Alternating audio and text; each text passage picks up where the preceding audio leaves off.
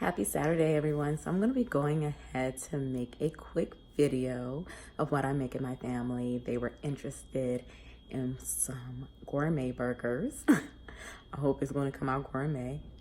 Look, we're going to figure it out. But I'm going to go ahead and cook that for them with a side of corn on the cob. I hope you all enjoy it. Stay tuned. I will have everything below. And pause. Don't forget to subscribe to your girl's channel. All right.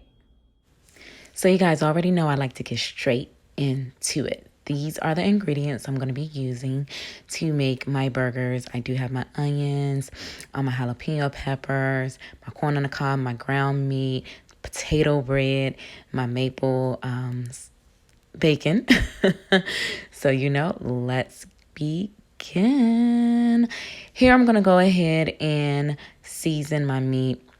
I went ahead and added my Italian seasoning, my jalapeno peppers, cut up some onions, salt, everything here, jerk seasoning, steakhouse seasoning. I put all of that into the ground meat.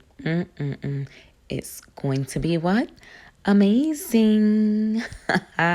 Yes. So I'm going to go ahead and put these on the fryer. Let these things fry up, because my family is hungry. We've been quarantined in the house. So I said, hey, let's go ahead and make these burgers. So you don't want to keep flipping your burgers over. I like to just flip them over once.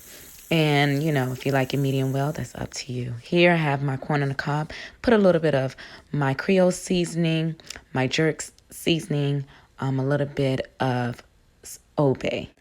So as the burgers were preparing, I did go ahead and make some small little meatballs with the same ingredients, added on some shrimp on top of the little meatballs so they can have that on the side as well when they're eating their hamburger.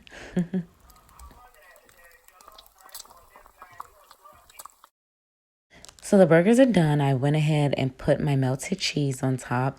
Here are the finished results. Look at that. Looks so yummy and what?